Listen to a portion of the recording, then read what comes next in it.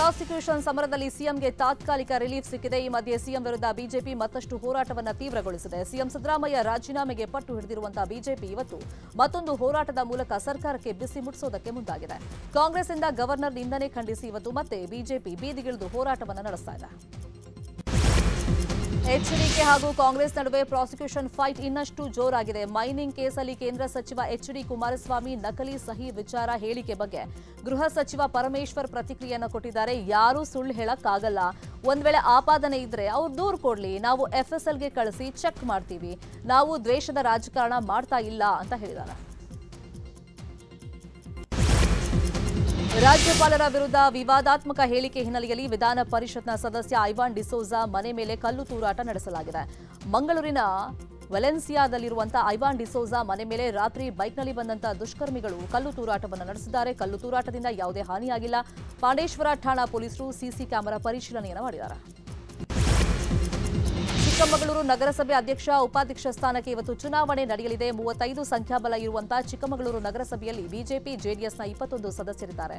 ಇನ್ನು ಕಾಂಗ್ರೆಸ್ನ 16, ಎಸ್ಡಿಪಿಐನ 1, ಪಕ್ಷೇತರರು 2 ಸದಸ್ಯರಿದ್ದಾರೆ. ಎಂಎಲ್ಸಿ ಸಿಟಿ ರವಿಗೆ ಪ್ರತಿಷ್ಠೆಯ ಕಣವಾದ ಚಿಕ್ಕಮಗಳೂರು ನಗರಸಭೆಯಲ್ಲಿ ಆಪರೇಷನ್ ಹಸ್ತದ ಭೀತಿ ಕಾಡ್ತಾ ಇದೆ. ಹಾಸನದಲ್ಲಿ ಜೆಡಿಎಸ್ ಬಿಜೆಪಿ ಮೈತ್ರಿ ವಿರುದ್ಧ ಫೈಟ್ ಶುರುವಾಗಿದೆ. ನಗರಸಭೆ ಉಪಾಧ್ಯಕ್ಷ ಆಯ್ಕೆಯಲ್ಲಿ ಬಿಜೆಪಿಗೆ ಹಿನ್ನಡೆಯಾದಂತಹ ಹಿನ್ನೆಲೆಯಲ್ಲಿ ಜೆಡಿಎಸ್ನ ಶಾಸಕ ಸ್ವರೂಪ್ ಪ್ರಕಾಶ್ ವಿರುದ್ಧ ಪ್ರೀತಂ ಗೌಡ ಕೆರಳಿ ಕೆಂಡವಾಗಿದ್ದಾರೆ. ಬಿಜೆಪಿಯ ಸದಸ್ಯರನ್ನೇ ಅಧ್ಯಕ್ಷ ಉಪಾಧ್ಯಕ್ಷ ಮಾಡೋ ಶಕ್ತಿ ನನಗಿತ್ತು, ಆದರೆ ಮೈತ್ರಿ ಧರ್ಮಕ್ಕಾಗಿ ಸುಮ್ಮನಿದ್ದೆ. ಈ ಬಗ್ಗೆ ಜೆಡಿಎಸ್ ಬಿಜೆಪಿ ರಾಜ್ಯ ನಾಯಕರು ಚರ್ಚೆ ಮಾಡ್ತಾರೆ ಅಂತ ಹೇಳಿದ್ದಾರೆ. ಜೈಲು ಹಕ್ಕಿ ದರ್ಶನ್ಗೆ ಕೊಲೆ ಕೇಸಲ್ಲಿ ಮತ್ತೊಂದು ಕಂಟಕ ಫಿಕ್ಸ್ ಆಗಿದೆ. A2 ಆರೋಪಿಯಿಂದ A1 ಆರೋಪಿ ಸ್ಥಾನಕ್ಕೆ ದರ್ಶನ್ನ ಫಿಕ್ಸ್ ಮಾಡೋದಕ್ಕೆ ಪೊಲೀಸರು ತಯಾರಿಯನ್ನು ನಡೆಸಿದ್ದಾರೆ. ಕೊಲೆ ಕೇಸ್ನ ತನಿಖೆ ವೇಳೆ ದರ್ಶನ್ A2 ಆರೋಪಿಯನ್ನಾಗಿ ಮಾಡಲಾಗಿತ್ತು. ತನಿಖೆ ಮುಗಿದು ಚಾರ್ಜ್ ಶೀಟ್ ಸಲ್ಲಿಕೆಯ ಸಿದ್ಧತೆಯಲ್ಲಿ A2 ಇಂದ A1ಗೆ ಶಿಫ್ಟ್ ಮಾಡೋದಕ್ಕೆ ಪೊಲೀಸರು ನಿರ್ಧಾರವನ್ನು ಮಾಡಿಕೊಂಡಿದ್ದಾರೆ. ಡಿಸಿಎಂ ಡಿಕೆ ಶಿವಕುಮಾರ್ ಸ್ವಗ್ರಾಮ ದೊಡ್ಡಆಲನಹಳ್ಳಿಯಲ್ಲಿ ದಲಿತ ಸಮುದಾಯಕ್ಕೆ ಸ್ಮಶಾನ ಇಲ್ಲವಾಗಿದೆ. ಸೂಕ್ತ ಸ್ಮಶಾನ ಇಲ್ಲದೆ ಹೆಣ ಹೂಳೋದಕ್ಕೆ ಜನ ಪರದಾಟವನ್ನು ಪಡ್ತಾ ಇದ್ದಾರೆ. ಇನ್ನು ಕನಕಪುರದ ದೊಡ್ಡಆಲನಹಳ್ಳಿಯಲ್ಲಿ 300ಕ್ಕೂ ಹೆಚ್ಚು ದಲಿತ ಕುಟುಂಬಗಳಿದ್ರೂ ಕೂಡ ಸ್ಮಶಾನ ಮಾತ್ರ ಇಲ್ಲ. ಈ ಬಗ್ಗೆ ಅಧಿಕಾರಿಗಳಿಗೆ ಮನವಿ ಮಾಡಿದಾಗ ಕಲ್ಲುಕ್ವಾರೆಯಲ್ಲಿ 1 ಎಕರೆ ಜಾಗ ನೀಡಿ ಕೈ ತೊಳ್ಕೊಂಡ್ಬಿಟ್ಟಿದ್ದಾರೆ. ಕಲ್ಲುಕ್ವಾರೆ ನಡುವೆ ಹೆಣವನ್ನ ಹೂಳೋಕೆ ಆಗದೆ ಜನ ಪರದಾಡ್ತಾ ಇದ್ದಾರೆ. ಕೊಪ್ಪಳದ ತುಂಗಭದ್ರಾ ಜಲಾಶಯದ ಗೇಟ್ ಚೈನ್ ಲಿಂಕ್ ಕಟ್ ಆಗಿ 45 ಟಿಎಂಸಿ ನೀರು ಹೊರಬಿಡಲಾಗಿತ್ತು. ಆದರೆ ಈಗ ತುಂಗಭದ್ರಾ ಡ್ಯಾಂಗೆ ಜೀವಕಳೆ ಬಂದಿದೆ. ಗೇಟ್ ಜೋಡಣೆಯಾದ ಬಳಿಕ 5 ದಿನದಲ್ಲಿ ಜಲಾಶಯದಲ್ಲಿ 10 ಟಿಎಂಸಿ ನೀರು ಸಂಗ್ರಹವಾಗಿದೆ. ಜಲಾಶಯದ ಒಟ್ಟು ಸಾಮರ್ಥ್ಯ 105.788 ಟಿಎಂಸಿ ಇದ್ದು ಈಗ ಡ್ಯಾಂನಲ್ಲಿ 80.686 ಟಿಎಂಸಿ ನೀರು ಸಂಗ್ರಹವಾಗಿದೆ.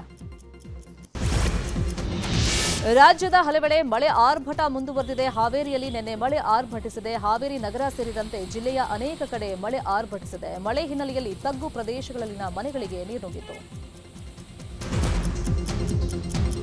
ಇನ್ನು ತುಮಕೂರಲ್ಲಿ ಮಳೆ ಹಿನ್ನೆಲೆಯಲ್ಲಿ ಅಮಾನಿಕೆರೆ ತುಂಬಿ ಕೋಡಿ ಬಿದ್ದಿದೆ. ಹೀಗಾಗಿ ಎಸ್ ಮಾಲ್ ಬಳಿಯಲ್ಲಿ ತಾತ್ಕಾಲಿಕವಾಗಿ ಆಟೋ ಮತ್ತು ಬೈಕ್ ಸವಾರರಿಗೆ ಅನುಕೂಲವಾಗುವಂತೆ ನಿರ್ಮಿಸಿದ್ದ ತಾತ್ಕಾಲಿಕ ರಸ್ತೆಯನ್ನು ಬಂದ್ ಮಾಡಲಾಗಿದೆ. ರಾಜ್ಯದಲ್ಲಿ ಮುಂದಿನ 5 ದಿನಗಳ ಕಾಲ ಮಳೆ ಮುಂದುವರಿಯಲಿದೆ ಅಂತ ಹವಾಮಾನ ಇಲಾಖೆ ಮಾಹಿತಿಯನ್ನು ಕೊಟ್ಟಿದೆ. ಕರಾವಳಿ ಕರ್ನಾಟಕ ಎಲ್ಲಾ ಜಿಲ್ಲೆಗಳಲ್ಲೂ ಯೆಲ್ಲೋ ಅಲರ್ಟ್ ಅನ್ನು ಘೋಷಣೆ ಮಾಡಲಾಗಿದೆ. ಇಂದಿನಿಂದ ಆಗಸ್ಟ್ 26ರವರೆಗೆ ಕರಾವಳಿ ಕರ್ನಾಟಕಕ್ಕೆ ಭಾರೀ ಮಳೆ ಸಾಧ್ಯತೆ ಇದೆ. ಬೆಂಗಳೂರಿನ ಬಸವನಗುಡಿ ವಿಧಾನಸಭಾ ಕ್ಷೇತ್ರದಲ್ಲಿ ಇದ್ದಕ್ಕಿದ್ದಂತೆ ರಸ್ತೆಯೇ ಕುಸಿದು ದೊಡ್ಡ ದೊಡ್ಡ ಗುಂಡಿಗಳಾಗಿ ಮಾರ್ಪಾಡಾಗ್ತಾ ಇತ್ತು. ವಾಹನ ಸವಾರರಿಗೆ, ಸಾರ್ವಜನಿಕರಿಗೆ ಇನ್ನಿಲ್ಲದ ಕಿರಿಕಿರಿ ಆಗ್ತಾ ಇತ್ತು. ಚಿಕ್ಕ ರಸ್ತೆಯ ನಟ್ಟ ನಡುವೆ ಇದ್ದ ದೊಡ್ಡ ಗುಂಡಿಗಳ ಕುರಿತಂತೆ ನ್ಯೂಸ್ 18 ವರದಿಯನ್ನು ಪ್ರಸಾರ ಮಾಡಿತ್ತು. ಇದೀಗ 24 ಗಂಟೆಯೊಳಗೆ ಬಿಬಿಎಂಪಿ ಯಮಸ್ವರೂಪಿ ಗುಂಡಿಗಳಿಗೆ ತೇಪೆ ಹಾಕುವಂತ ಕೆಲಸ ಮಾಡಿದೆ.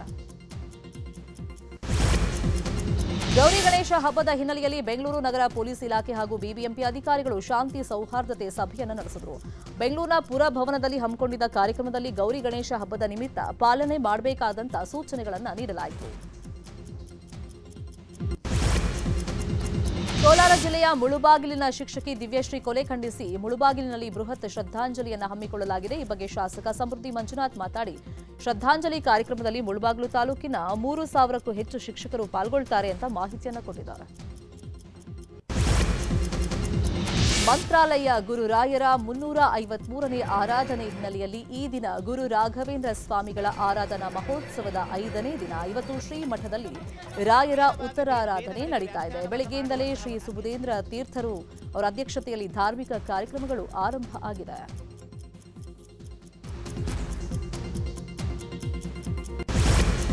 ಕನ್ನಡಿಗರ ನೆಚ್ಚಿನ ನ್ಯೂಸ್ 18 ಕನ್ನಡ ಈಗ ವಾಟ್ಸ್ಆಪ್ನಲ್ಲೂ ಲಭ್ಯ. ಕರ್ನಾಟಕ, ದೇಶ ವಿದೇಶಗಳ 360 ಡಿಗ್ರಿ ಸುದ್ದಿಯ ವಿವರಗಳನ್ನ ನಿಮ್ಮ ಕೈ ಬೆರಳುಗಳಲ್ಲೇ ಪಡಿಲಿಕ್ಕೆ ಈ QR ಕೋಡ್ ಅನ್ನ ಸ್ಕ್ಯಾನ್ ಮಾಡಿ, ನಮ್ಮ ಚಾನಲ್ ಫಾಲೋ ಮಾಡಿ, ನೋಟಿಫಿಕೇಶನ್ ಆನ್ ಮಾಡಿ.